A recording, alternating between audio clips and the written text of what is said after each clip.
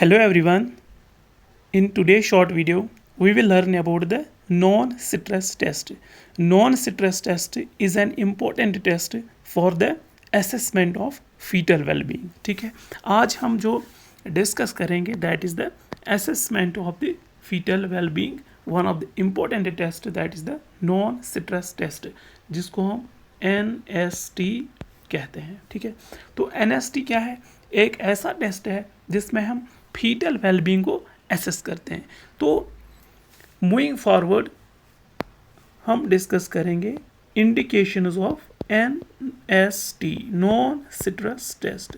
तो इंडिकेशंस जो रहेंगे, so first indication is the to determine the fetal wellbeing. ठीक है, फर्स्ट हम डिटरमाइन क्या करेंगे? Fetal well-being. First is to determine the fetal well-being.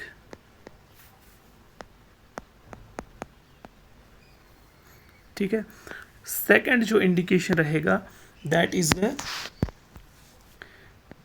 Assess करना किसको? फीटल हार्ट रेट को. To assess the fetal heart rate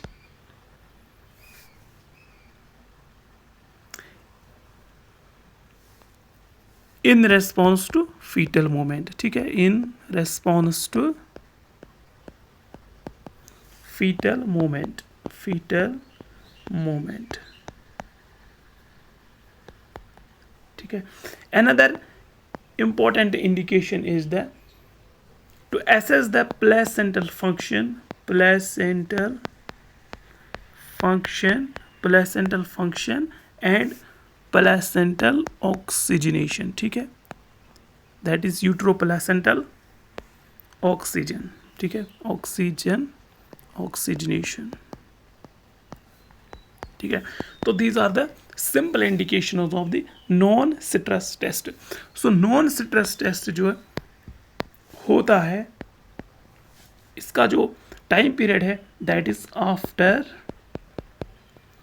28 weeks हम इसको परफॉर्म करते हैं. ठीक है, और इसको करते हैं ट्वाइस पर वीक.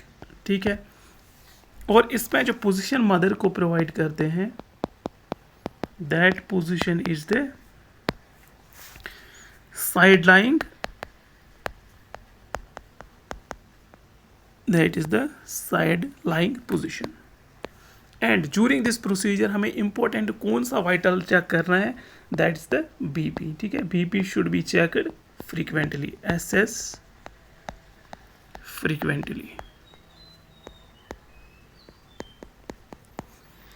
ठीक है, और इसमें जो हम ऑब्जर्वेशन करते हैं that is for about 20 minutes. Observation is for 20 minutes तक हम एक मदर को ऑब्जर्व करते हैं. ठीक है, फॉर 20 मिनट्स.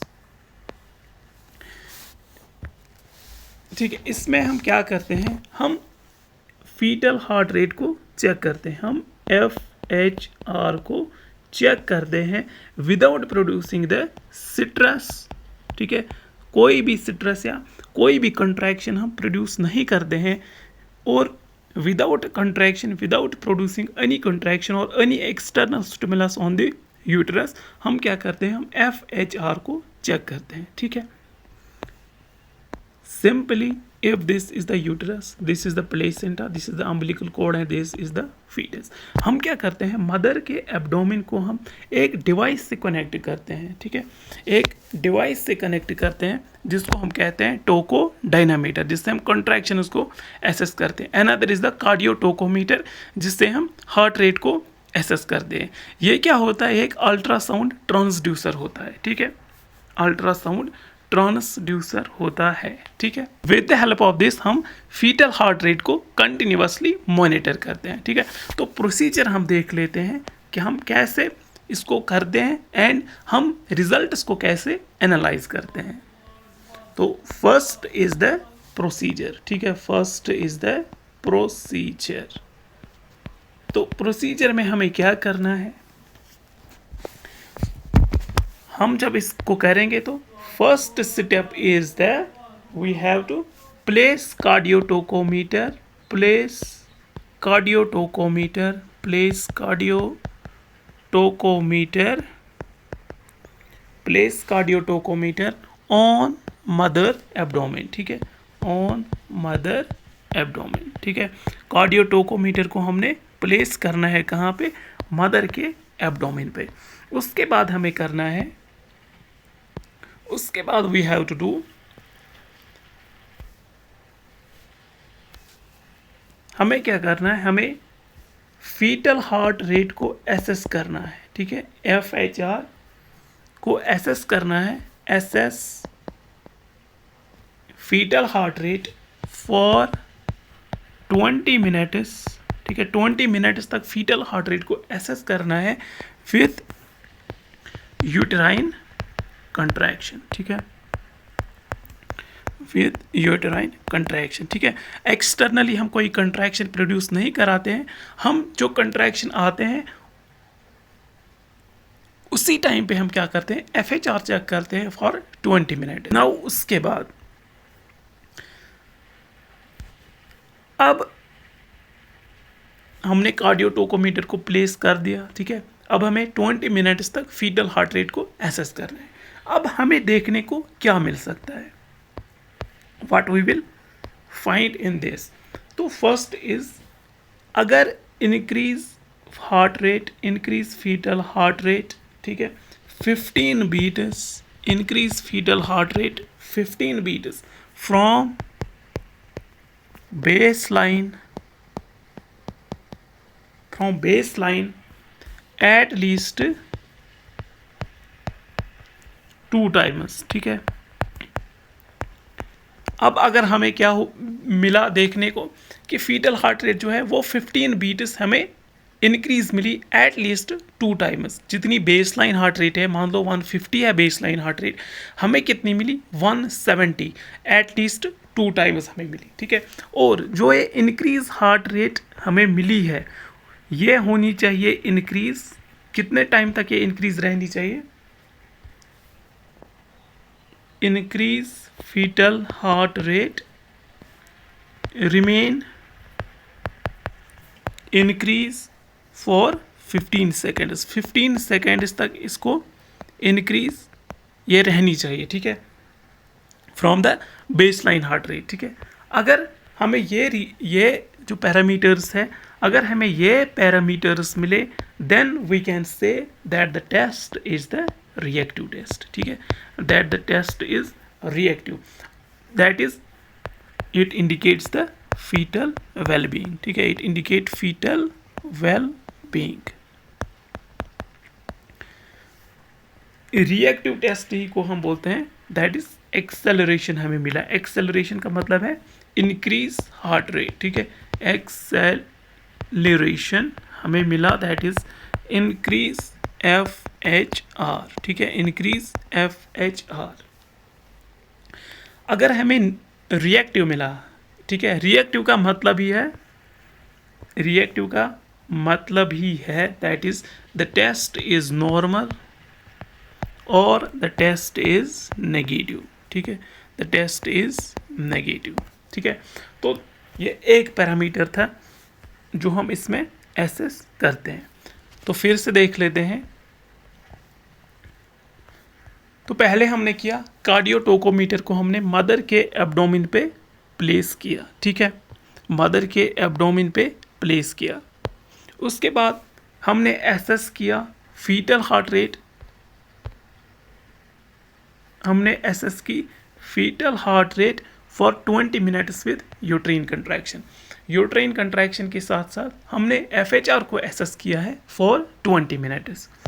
उसके बाद जब हमने रिजल्ट्स को देखा तो हमें मिला increase fetal heart rate. Foetal heart rate हमें इंक्रीज मिली कितनी, 15 बीट्स फ्रॉम बेस लाइन, ठीक है, बेस लाइन जो हार्ट रेट थी उससे हमें 15 बीट्स ज़्यादा मिली heart rate at least 2 times, ठीक है, 20 मिनट्स में 2 बार हमें हार्ट रेट मिली increase 15 beats from the base line.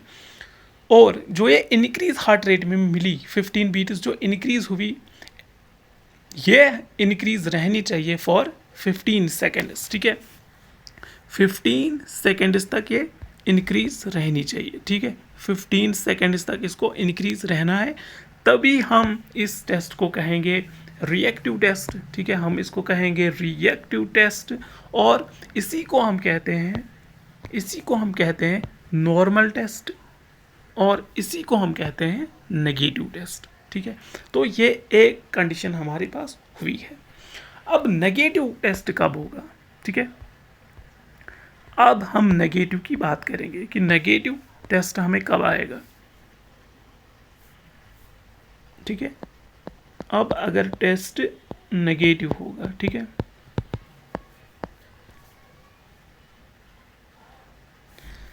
Negative में हमें यह मिलेगा कि there will be no acceleration, ठीक है, no acceleration, that is no increase fetal heart rate, ठीक है। फीटल हार्ट रेट इंक्रीज ही नहीं हुई, ठीक है, जितनी बेस लाइन थी उतनी ही हुई, ठीक है। और सेकेंड कंडीशन इज नेगेटिव का एक जो पैरामीटर है दैट इज कि no acceleration, that is fetal heart rate have not increase, ठीक है।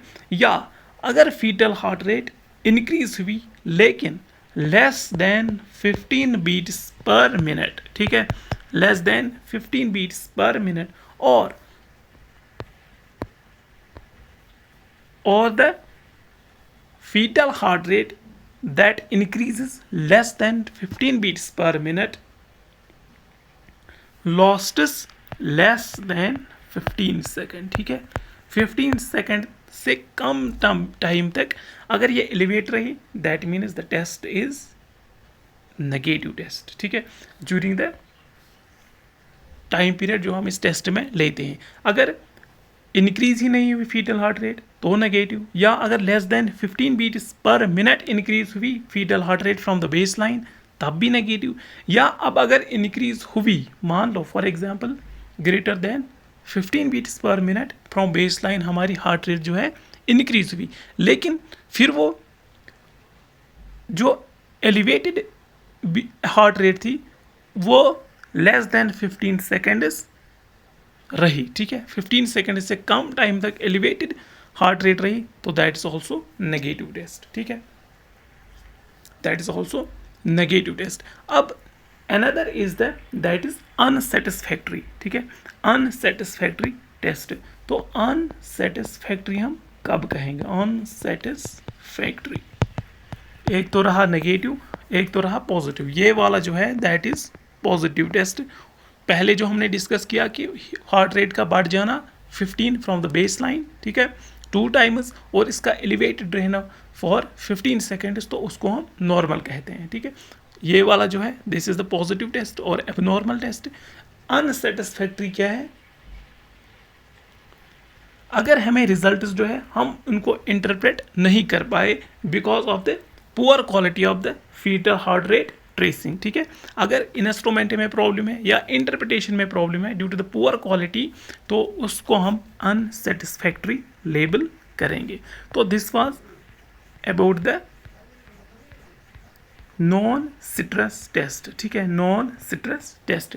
अब अगर नॉन सिट्रस टेस्ट हमारा एबनॉर्मल आता है तो then we move forward 1 step, ठीक है, हम इसके आगे एक स्टेप जाते हैं and we perform the contraction stress test, ठीक है, जिसमें हम यूट्राइन कॉन्ट्रैक्शन उसको प्रोड्यूस कराते हैं with the help of the oxytocin, जिसको हम ऑक्सीटोसिन चैलेंज टेस्ट कहते हैं, और इस टेस्ट को हम नेक्स्ट वीडियो में डिस्कस करेंगे। Thank you.